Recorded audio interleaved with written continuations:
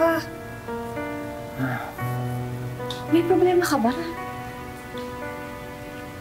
My company is transferring me back to London. Ha? Akala ko dito na ako for good. Aalis kayo? Lilipat kayo ni Rafi sa London? Come with us, Teresa. Live with us in London. Paano?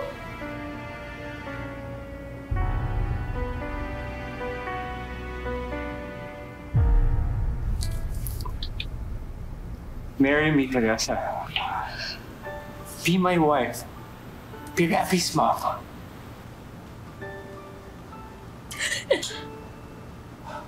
I know it's random, okay? Don't cry. If you don't want to, it's fine. Yes. Jesus said yes. She said yes. Yes, magpapakasal ako sa'yo.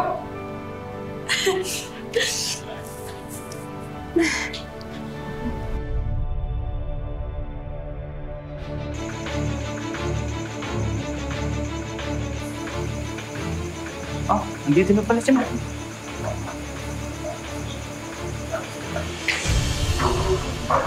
Teresa? Johnny.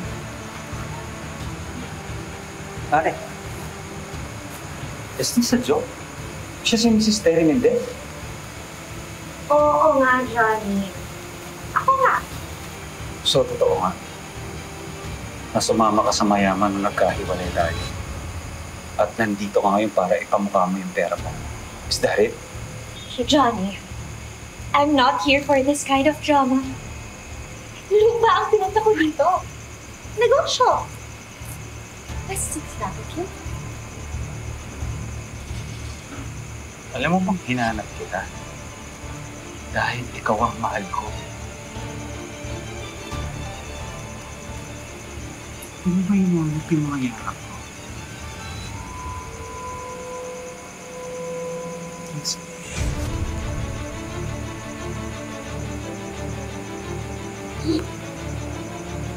Please, go.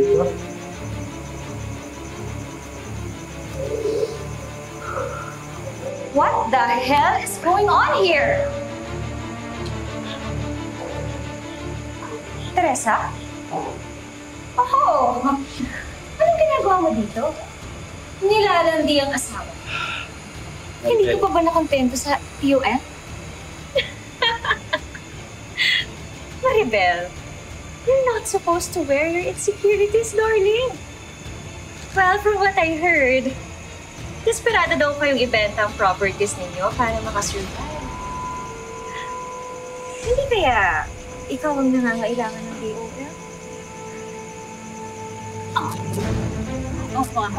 Kapag talaga ng mukha mo, no? Ano akala? Masisildak kami dito sa 2 budget. At titiklop kami dahil ganyan ang itsura mo, ha? Paalala ko lang sa'yo, pumatol ka lang sa mayang, pero amoy lupa ka pa rin. Ayun ka! Teresa! Oh, hindi patas na tayo. Teresa, please. Ako yung lupa. Ikaw yung uod na masarap tapakan. Let's go.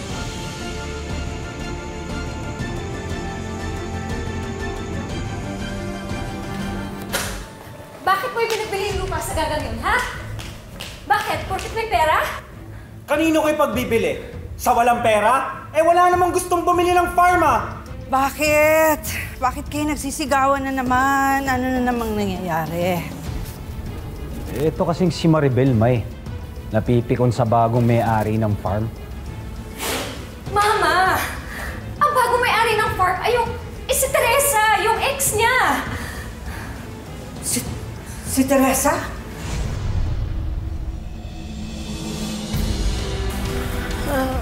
Lola, nag-aaway na naman po ba sina Mami at Daddy? Ayaan mo yung dalawang yun. Parehong may topak.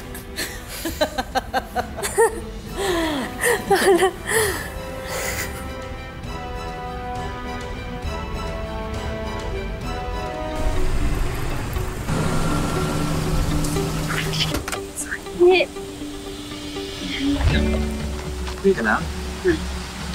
Oh, yeah. Okay lang.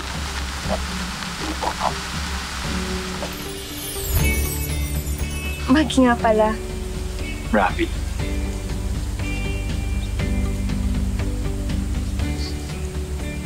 Sige, una na ako. Okay na ako. Salamat ulit, ha? Oo, kamay. See you soon again. Ingat ka, ha? Sure ka, kaya mo? Yeah. Pag hindi mo kaya, No, kaya ko. okay lang. Yeah. Sige, ha? Salamat. See you!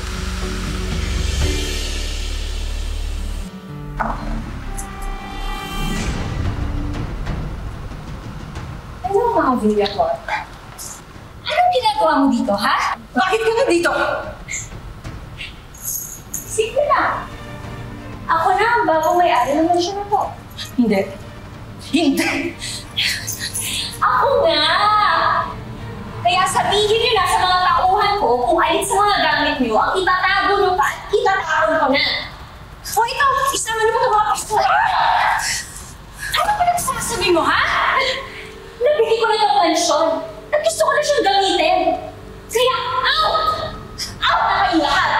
Maya! Di ba dahil nag-wise din, no? Hindi ako nila itong masunod to! Hindi ako nila yan sa kanal! Ma'am, di ba bawal magtapon ng basura sa kanila? Oo nga pala. Hindi, sunod na lang. Hayop! Hayop ka talaga, Teresa! Ano? Ayaw! Explain this! Kaya ako ka! Pero dahil mabait ako, sige, pagbibigyan ko kayo ng mga kinutong mansyon mo. Tumuhod ka sa harap ko, at halika mo, mama. Mawag mo na. No. Huwag mong hinihintay mo. Oh, eto no. Teresa, tama na. Sumusobra ka na. Umalis na kayo dito. Ha? Umalis na kayo. Akin na yung mansyon mo. Lulod ako! Lulod! Sige! Lulod ako! Please, ma! Ma! Ma!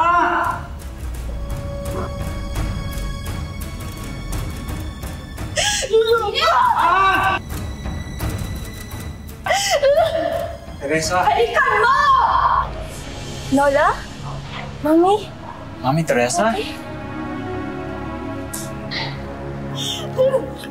Ma!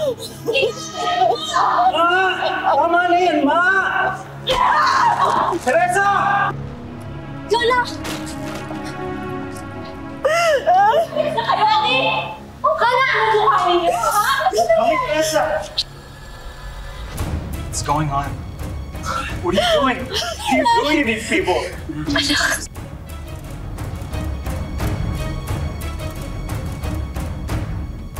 Rafi! Rafi, I can explain!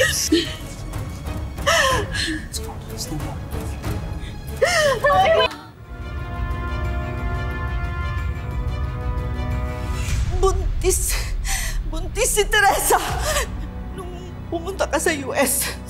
Johnny! Johnny, sandali! Johnny! Johnny! Pero nung nanganak siya, akala niya patay yung sanggol. Kaya iniwan niya. Pero buhay ang bata. Dali na, bilisan mo na! Dali na, umalis ka na! Ako na bahala sa anak mo! Dali! Bilisan mo na!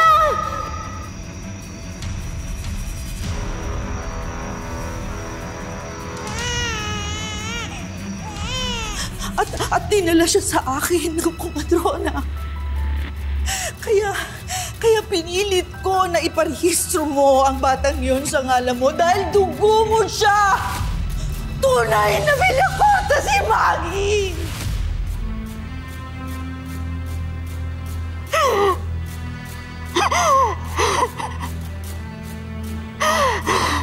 May anak kami ni Teresa. And all these years, ma. Paano mo nagawa sa akin to?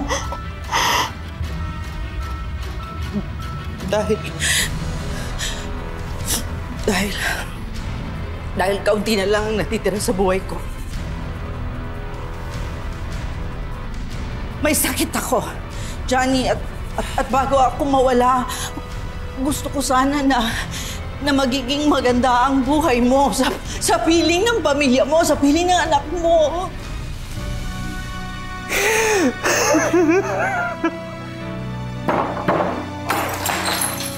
Magandang buhay! Paano naging maganda ang buhay ko? Nakikita niyo ba ako ngayon? Nakikita niyo ba ako ngayon, Ma? Teresa!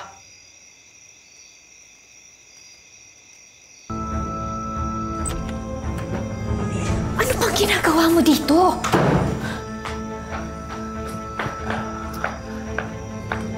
Ano bang kailangan mo sa akin? Kailangan nating mag-usap, Teresa. I don't think so. Hawak ko na lahat ng papeles ng properties nyo, okay? Kaya wala na tayong dapat pag-usapan pa. Look, hindi ito tungkol sa properties. Si Maggie ang concern ko. Oh, your daughter? She's just upstairs. Saka huwag kang mag-alala, Mr. Villacorta. Hindi ko po sinasaktan ng anak ninyo. Anak natin. Si Maggie ay anak natin. Ang kapal ng mukha nila. After all these years, nagawa pa nila sa akin yun. Ginamit niya pa yung namatay kong anak. For what? Para mabawi nila yung mga properties na nakuha ko?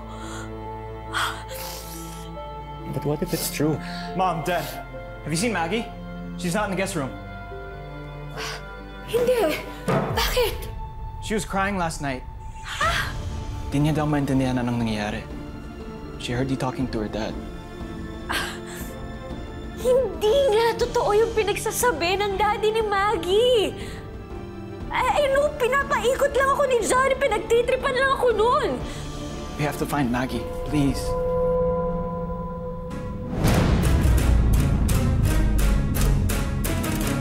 Anak! Maribel! Baba mo yung barel! Hindi. Nak, andito ang daddy. Relax lang, Nak. Mag-usap tayo, Maribel. Tignan niyo yung mga itsura ninyo. Ang saya-saya. Piruin niyo, ngayon niyo lang nalaman na buhay ang tunay na anak ninyo. Pero mamamatay na rin to ngayon. Maribel, ano ba? Walang kinalaman si Maggie dito. Ha? Tama na! Maribel! Maribel!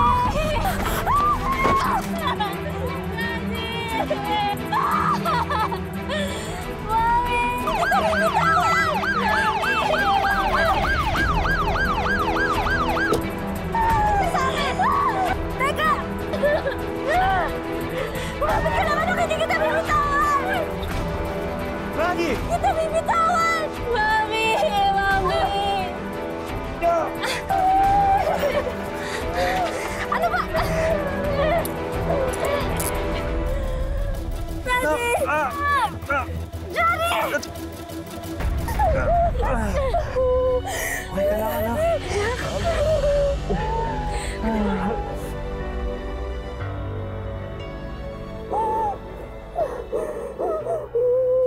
Maraming salamat sa pagsama sa ating istorya sa Tadhana. Nakaka-relate ka ba sa ating mga bida? Nako, i-comment mo na yan para sa iba't ibang kwento na punong-puno ng pag-asa at inspirasyon. Mag-subscribe na sa GMA Public Affairs at YouTube channel. I-click na rin ang bell button para lagi kang updated sa pinakabagong storya ng Tadhana.